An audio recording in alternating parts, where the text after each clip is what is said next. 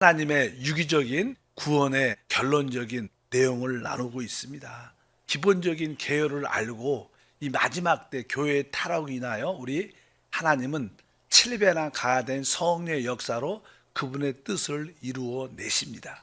성령의 7배나 강화된 그 성령이 왜 필요하냐? 그것은 교회의 영적인 하락과 타락으로 인한 것이다. 그래서 하나님은 그러한 영적인 어떤 타락 가운데 있는 교회의 상태에서 이기는 자들을 얻기 위해서 7배에 강화된 성령의 역사로 함께 하시는 줄 믿습니다. 그래서 어제는 특별히 이 교회의 역사를 대표하는 7교회의 영적인 타락의 내용에 대해서 말씀을 나누었습니다.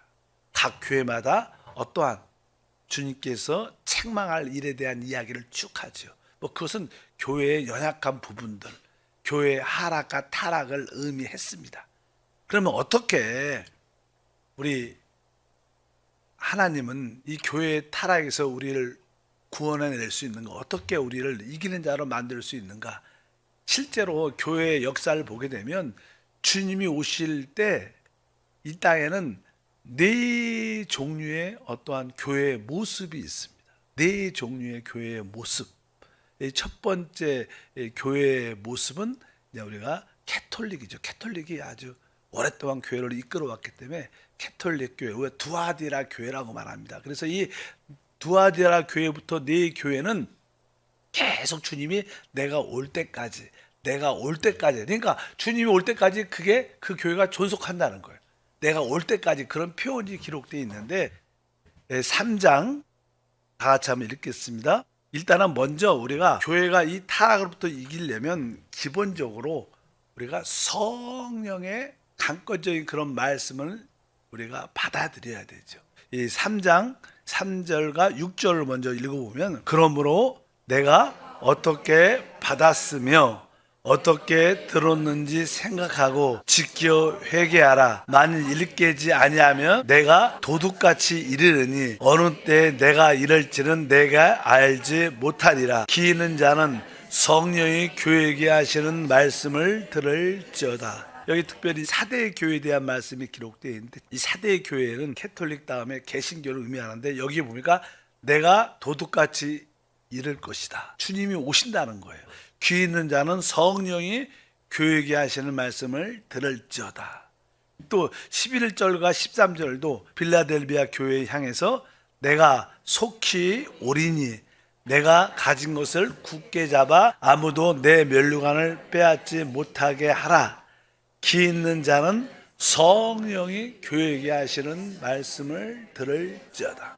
사실 성령이 하시는 그런 말씀을 7배나 강화된 성령이 강권적으로 우리 가운데 지금 말씀하고 계시는데, 우리 심령 안에서 영 안에서 말씀하고 계시는데 그 말씀을 들어라. 여기서도 내가 속히 온다 이런 말씀을 하고 있고, 또 특별히 이제 라오디아 교회도 말씀합니다.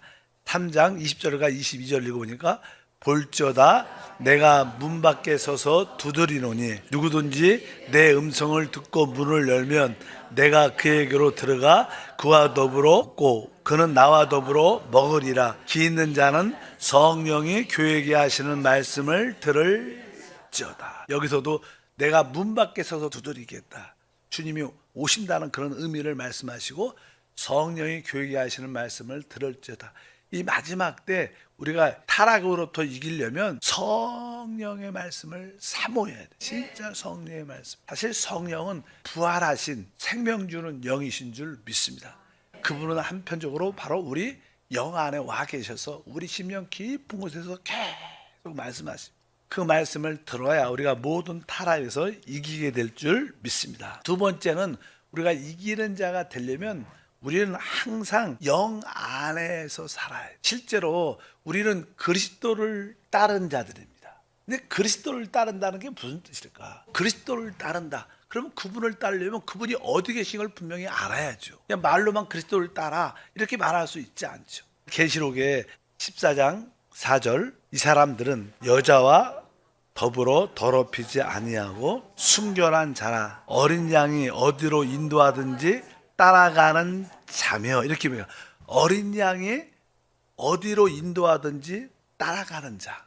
우리는 바로 우리의 어린 양이신 그리스도를 따라가는 자가 돼요. 근데 그 사실은 이제 그리스도가 실제로 우리 거듭난 영 안에 오신 거예요, 사실은. 그래서 우리는 영 안에 살 때 그것은 하나님의 어떠한 뜻을 볼 수 있고 계시를 알 수 있고 따를 수 있습니다. 그래서 이제 사도 요한 같은 경우에는 계시록에서 네 가지의 큰 어떠한 환상, 이상을 봐요. 근데 그가 어느 때 그러한 이상, 환상을 보는가? 그가 영 안에 있었을 때 봤다고 표현을 해요. 우리가 계시록 1장 10절에 주의 날에 내가 성령에 감동되어 내 뒤에서 나는 나팔 소리 같은 큰 음성을 들으니, 이제 그가 영 안에서 있었어요. 여기 성령에 감동되어, 이 말은 그냥 한국말로 이렇게 멋있게 썼지만 원래는 그냥 영 안에 있었더니 이렇게 써 있어요. 쉽게 영 안에 있었더니 그러니까 내가 늘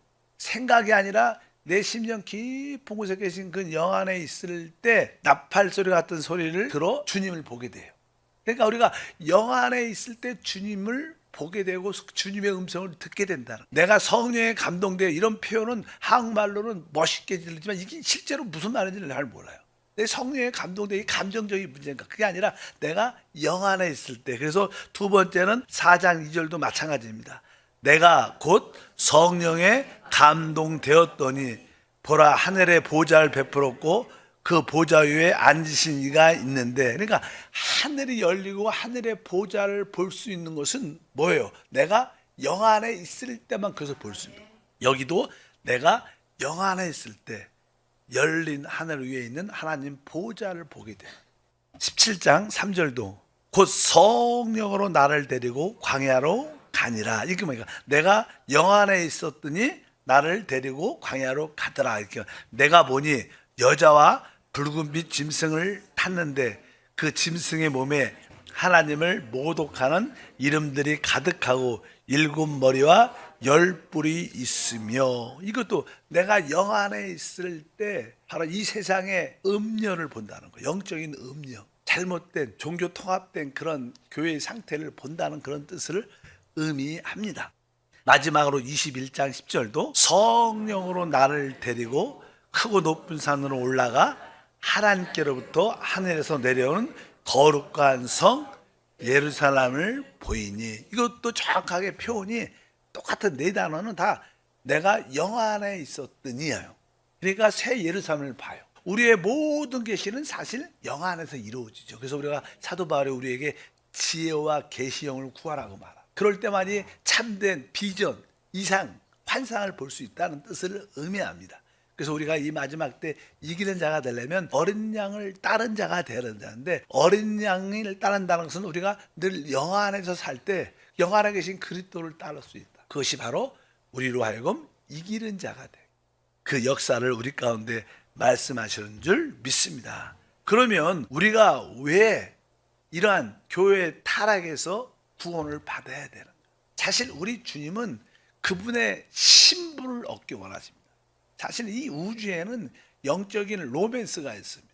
영적인 로맨스, 그건 뭡니까? 바로 삼위일체 하나님의 완결이신 그 성령과 또 구속받고 변화된 우리 모두가 하나 돼서 영적으로 하나를 이루는 겁니다. 그게 사실 영적인 로맨스다, 하나님의 사랑의 이야기다. 우리가 그런 이야기 많이 하죠. 이 세상에도 또 사람들의 최고 핵심은 사랑입니다. 그래서 사람도 결혼도 하죠.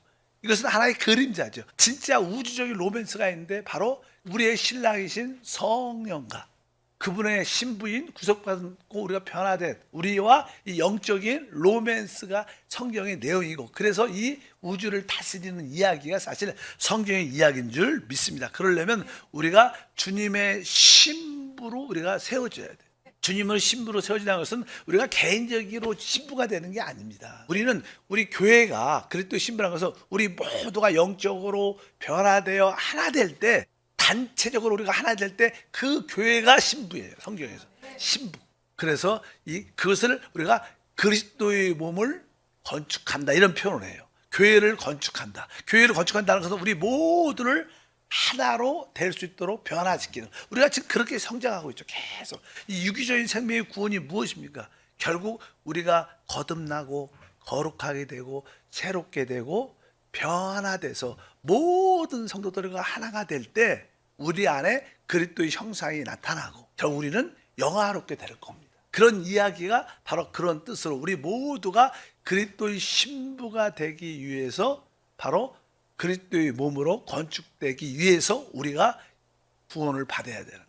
개인적인 구원은 이게 기본적인 바탕의 시작이고 진짜 이 구원의 목적은 우리가 그리스도의 신부가 되기 위함, 그리스도의 몸으로 우리가 건축되기 위한 것이 하나님의 뜻인 것을 분명히 알아야 될 줄 믿습니다. 그래서 그리스도의 신부가 이렇게 세워질 때 그 누림의 첫 번째가 이 땅의 천년 왕국의 축복이고, 그 다음에는 완전히 완결된 새하늘과 새 땅의 새 예루살렘의 모습이라고 말씀드릴 수 있습니다. 그래서 우리가 왜 타락에서 구원되어야 되느냐? 바로 그리스도의 몸인 그리스도의 신부가 되기 위해서. 또 한편적으로 이 땅에 하나님 나라를 가져와야 되니까 우리는 주님과 함께 주님의 군대로 세워지는 거예요. 뭐 작년에 우리의 표가 그거였어요. 우리 그리스도의 신부와 그리스도의 군대가 되는 교회. 바로 주님은 우리를 그리스도의 사랑적인 면에서 신부르고 또 하나님의 나라를 이 땅에 가져오는 의미에서 주님은 그분의 군대, 이기는 자를 갖기를 원하시는, 바로 우리의 모습은 주님의 신부가 아니라 주님의 군대로 세워져야 될 줄 믿습니다. 우리가 주님의 군대로 세워질 때 이 땅에 주님과 함께 오게 되죠.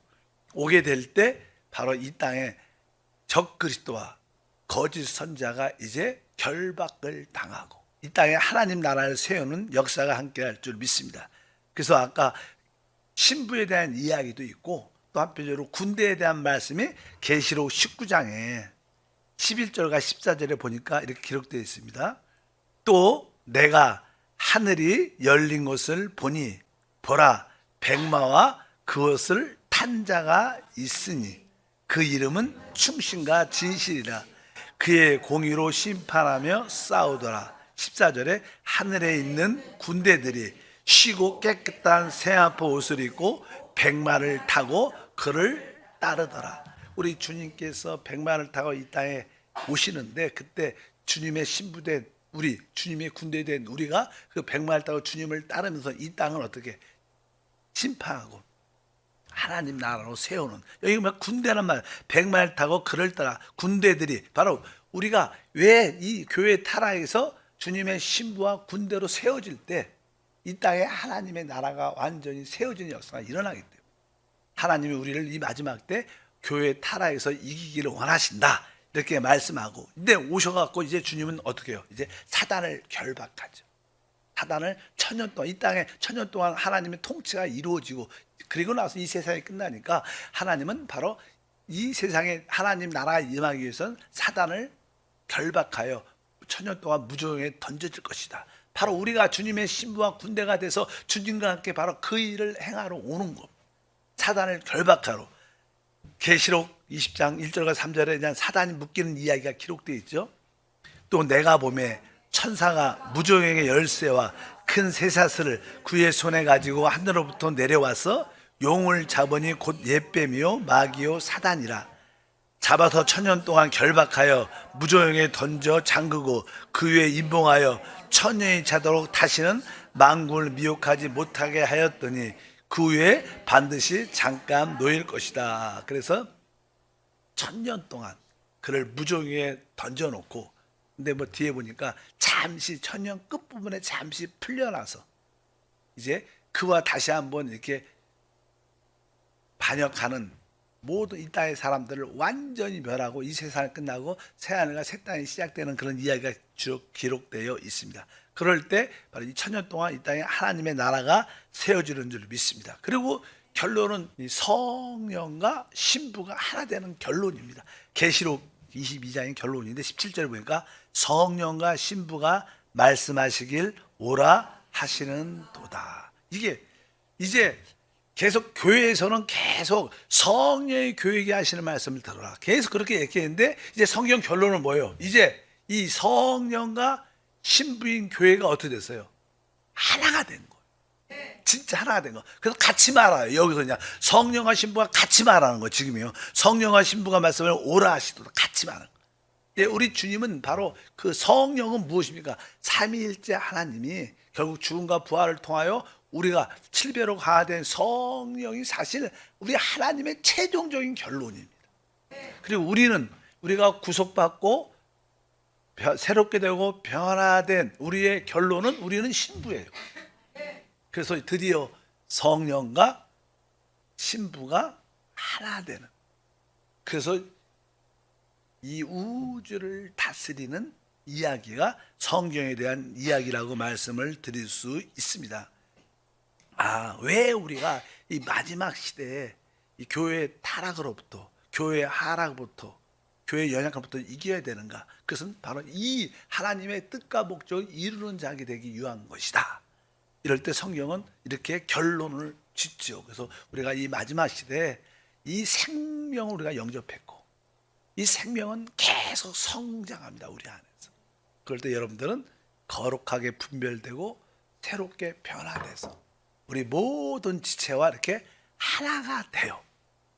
이게 사실 최고의 신앙은요, 모든 성도들과 하나가 될 때, 그것을 바로 주님의 그리스도의 몸이라고 말하고, 그것을 신부라고 말하고, 그것을 주님의 군대라고 말해요.